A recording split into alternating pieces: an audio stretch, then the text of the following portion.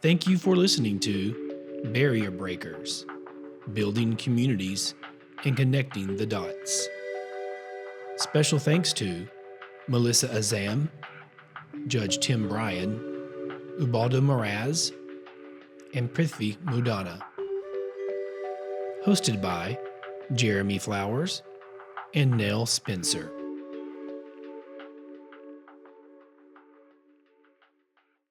Welcome back, everyone, to Barrier Breakers, Building Communities and Connecting the Dots, Episode 9. I'm Jeremy Flowers, Director of Coordinated Community Response at the East Texas Crisis Center. And I'm Nell Spencer, the Director of Outreach and Education at the Women's Center of East Texas. And today, we're kind of going to wing it. We're going to give you some legislative updates, let you know about some bills that are on their way to be signed into law or already have been signed into law. And also, May's Mental Health Awareness Month, so we want to talk about mental health awareness and its impact on survivors and, you know, what that looks like. Yeah. There's just a lot of things that we could talk about, and I think that because we did do an episode on the legislative things, we wanted to update you on it, tell you kind of what's been passed, what's been maybe given to the governor to sign, and what we're waiting on. So Jeremy's the guru here. He's he knows it all. So take it away. Thank you for propping up my ego now, but I don't know it all. But no, if you missed the legislative advocacy episode, please go back and watch it. We really cover some important bills that have been filed in this session that, you know, pertain to providing support for survivors, protecting the survivors, and holding offenders accountable.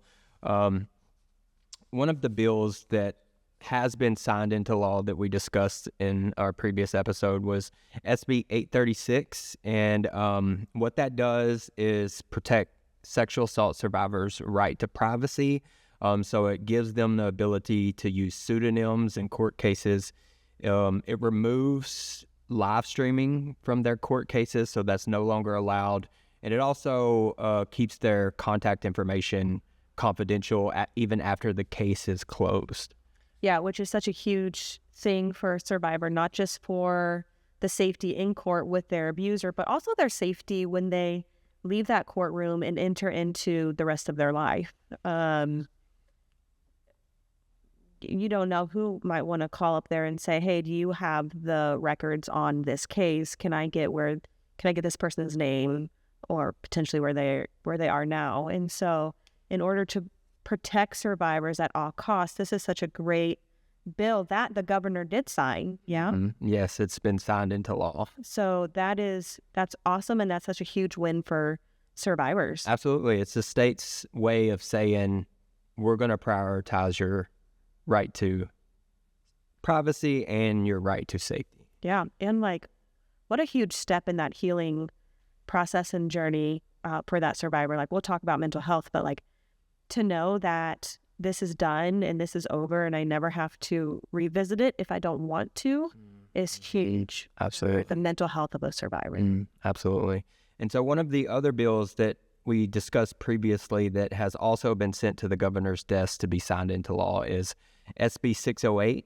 And what that does is monitors the tracking of rape kit transfers to ensure that rape kits or safe kits are being turned in to be processed in a statutory time frame. We know historically across the state there's been a significant backlog in processing of rape kits. And so this will just ensure that rape kits are being processed in a timely manner. Mm-hmm. And I think that, again, is just such a huge thing for survivors of sexual assault because both the East Texas Crisis Center and the Women's Center of East Texas, we respond to SANE exam. So when somebody presents to the hospital for a rape kit, we will go and we'll sit with that survivor during the examination. And these examinations, they're very clinical. It's very invasive. It can be traumatizing in and of itself. Because what that nurse is doing is collecting that evidence. And then, so it's not like it's not a nice visit to the doctor. And so being able to track these and being able to get these tested as soon as possible is another kind of huge step for that survivor. And not just telling them that this matters and that we hear you and we see you, but also we're going to take this seriously and we're going to try to find this person. Absolutely. And one of the, a law that's already in place for those who may not know that's just as important is that a survivor of sexual assault can go to the hospital, have a rape kit done, and they get to choose whether or not it's reported to the police. Mm-hmm. And that rape kit can be held in evidence for up to 5 years. Yep. To give them time to process, to give them time to revisit, at a later time if they choose to move forward with filing a report to press charges against the perpetrator. And just kind of while we're on the topic, you have about 120 hours after sexual assault has happened in order to get a rape kit done. And that 120 hours is very crucial to that kit because evidence disappears after a while. So like if you are going to go get a rape kit done, don't take a shower, don't change your clothes. Those are very important things to do if you are going to the hospital to get an examination. Do you know what hospitals you guys respond to? Yeah, so we have hospitals in Tyler that's both UT Health and Christus, and also in Athens. However, most survivors of sexual assault all get sent to Tyler, even in Quitman area. All of our counties mostly get sent to Tyler due to a shortage of SANE nurses. Yeah. And so if you're a survivor in our 6 counties, we will respond to Christus Good Shepherd in Gregg County, and then UT Health in Carthage and UT Health in Henderson. And again, sometimes they are transported to Tyler because of the SANE nurse shortage. But few. Yeah, so if anyone wants to take on this very admirable role of a SANE nurse, Texas has a shortage of them. And if you're pursuing a nursing career, please look into that because incredibly important. Incredibly important. It would be a huge benefit to survivors as well. Yeah. So you kind of want to shift into Mental Health Awareness Month. Yeah. And before we do that, please keep up with other bills that have been filed in the legislative session that we listed quite a few of them in our previous episode on either 4 or 5 on legislative advocacy. So if you haven't watched that yet, please go back and watch that. Learn about bills that have been filed that will support survivors' privacy, their safety, protect them, and also seek to hold offenders accountable and also prevent and reduce violence in our communities. But yeah, so Mental Health Awareness Month. It really does take all of us for these bills. And so call your representative about the bills. Yes, absolutely. You can call your representative, especially if they're a chair of a committee, because they get to decide what bills get called to a hearing. Yeah. Right. So. Yeah. So hard shift into mental health. Hard shift. So April was Sexual Assault Awareness Month. May is Mental Health Awareness Month. How could those two things go hand in hand? Well, just the trauma, right? The trauma from experiencing sexual violence, right? Could, make you more prone to PTSD, depression, self-harm, right?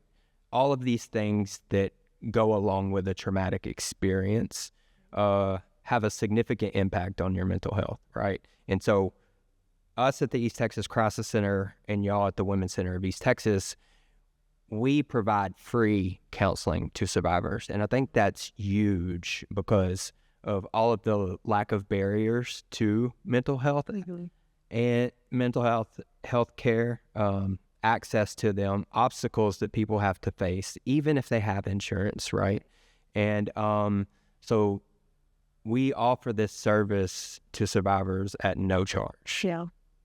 Same with us. And I'm assuming you guys do telehealth as well, because just because you can't make it into an in-person appointment or don't have transportation to get to that appointment doesn't mean it's not still available for you. And so the beauty of telehealth is you may not be able to get into that face-to-face visit, but you will still have access to your counselor. Yeah, and that's crucial for those who live in the rural areas, right? Where transportation can be a huge barrier to getting that help that they need. Yeah. And, in addition to providing one-on-one trauma-informed care, we also have a therapeutic support group for survivors of sexual assault that you can attend to, hold space with other people who have experienced similar things to you. When is your support group? It's a 10-week long group, so it's scheduled at different times. And right now, I don't have the time frame or the dates for the upcoming one, but please visit etcc.org or follow the East Texas Crisis Center on Facebook, and we'll definitely post that information. We also have 2 support groups, one specifically for domestic violence and one specifically for sexual assault. Both those support groups are open to the public, I believe, and you have to register for them because they are closed groups, which basically means 8 to 10 clients at a time, and then they'll do their 10 to 12-week support group, and then we'll restart it for a new set of clients. But that, again, is also free of charge to all of our clients and community members who've experienced violence. And so, we kind of segued from Sexual Assault Awareness Month into mental health because it's one after the other, but also the impact of coercive control and domestic violence that has on survivors, right? It's pretty much similar in that, experiencing coercive control or domestic violence abuse can also make you more prone to depression, PTSD, complex trauma, self-harm, all of these things that take a toll on you physically, but also mentally, right?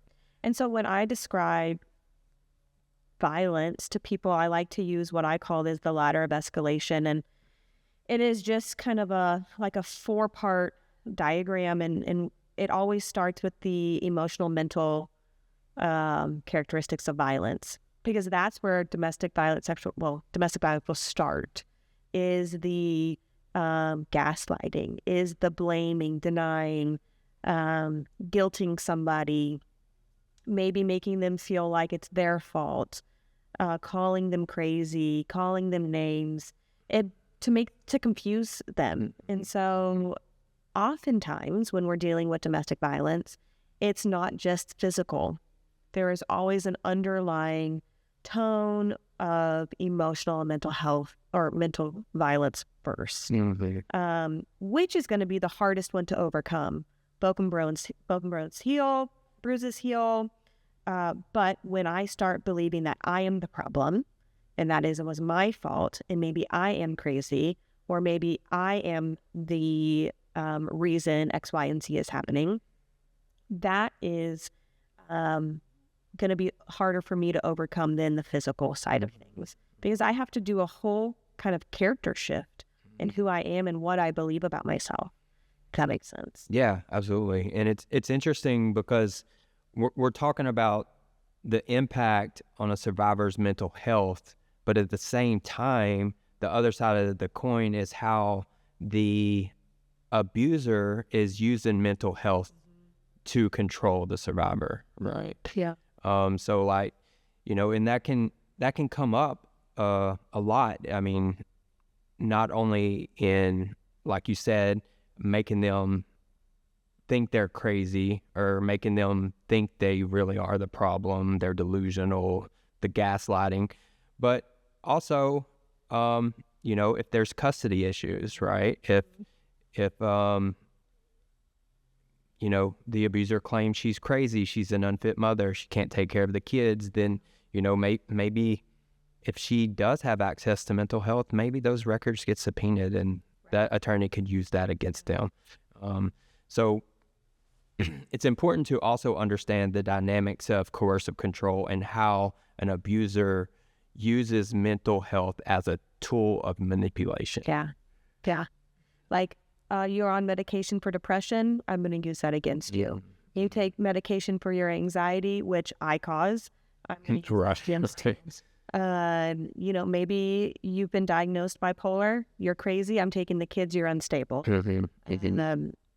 And that fear-based control too, all of this is fear-based. I'm going to create fear in you, and I'm going to instill fear in you so that you do what I say, so that there's no question about who's in control. And that is emotional, mental abuse.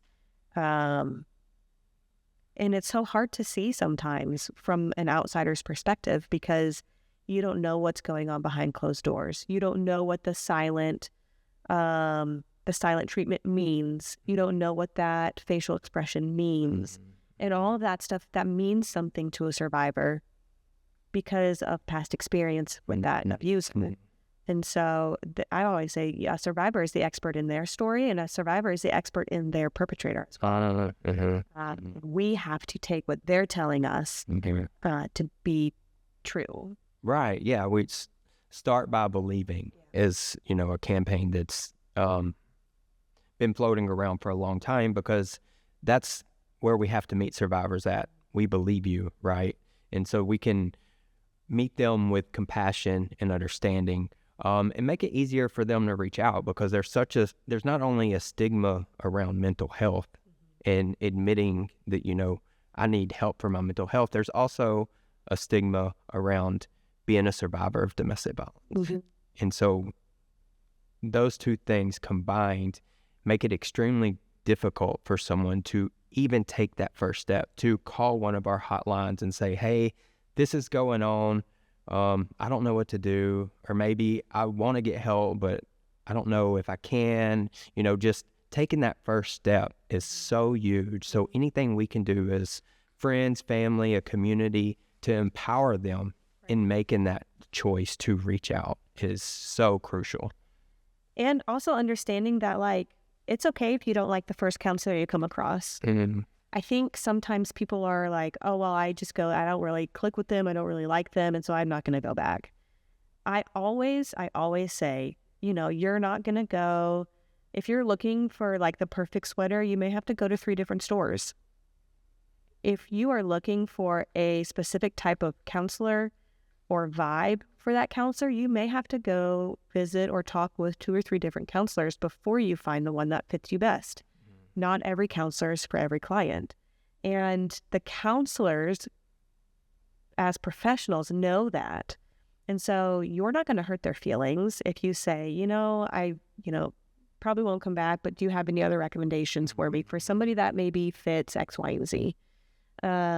We want you to say that to us. We want you to find somebody who you feel comfortable with talking about all of the things that you're feeling, because you're not going to be able to get the best help for you if you don't have the best counselor for you. And that's why, I think, this focus on trauma-informed care is so important because it centers their experience and gives them that opportunity to say, yeah, I think something else would be a better fit. Yeah. I've had people say I would rather have a younger counselor. I would rather have an older counselor. I'd rather have a male counselor. I'd rather, and those are totally acceptable things. And as a therapist, we want you to be comfortable enough so that you can start your healing journey. And so I hope you guys understand that it is totally fine and acceptable to say, you're not my cup of tea. You're not hurting that person's feelings. We want you to say those things to us if that's how you're feeling. Right. Because at the end of the day, it's about you.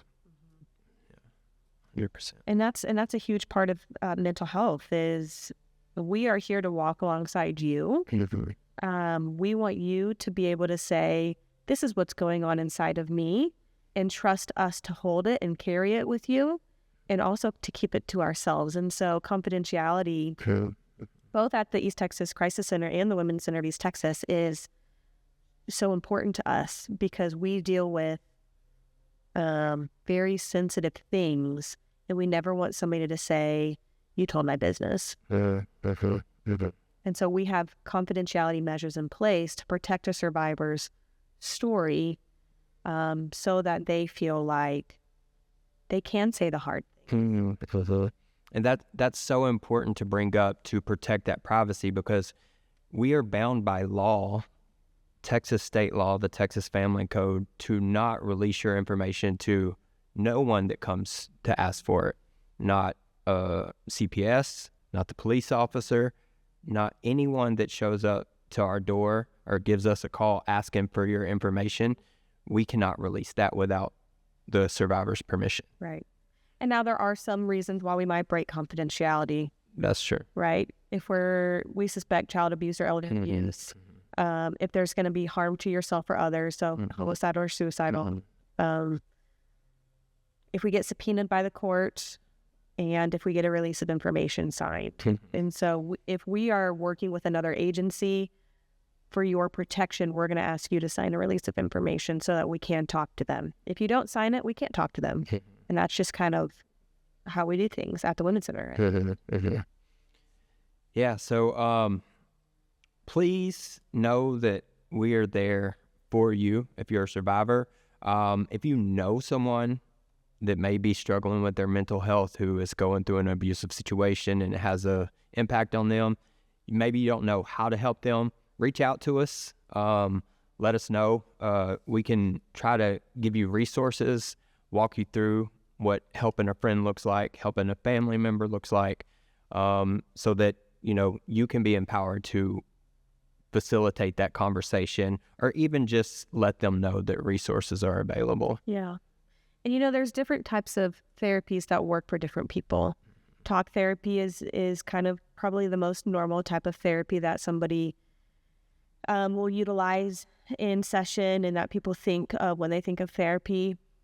But then another good kind of therapy to use for survivors of trauma is EMDR, eye movement desensitization and reprocessing. It's kind of a funny thing if you've ever experienced it. It's getting your right and left brain to work together and to store your trauma properly without having to speak about it for weeks and weeks and weeks. And there are counselors in the area who are certified in EMDR. And it's just it's a good technique for survivors of trauma. If you don't want to verbally talk about your experiences. Isn't that incredible? Like, you don't have to talk about it, but you can still heal from that's in the body, right? So that's amazing. I 100% believe that the brain was created to heal itself. And so when we are utilizing it to its full capacity, we are giving it the tools to heal from our experiences. Sometimes, the reason why PTSD happens is a traumatic experience gets basically stuck in your brain and it's not stored properly.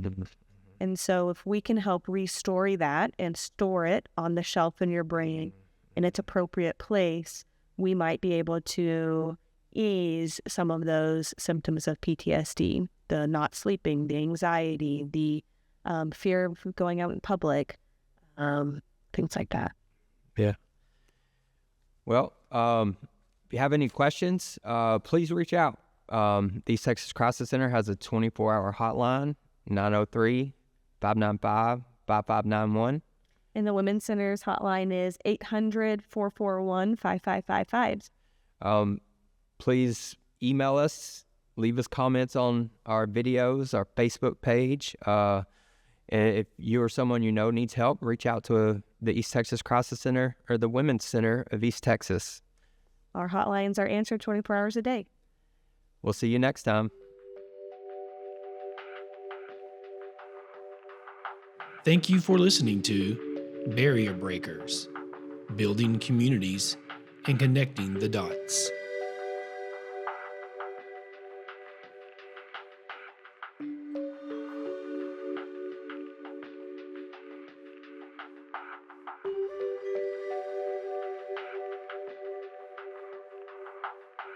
Bye.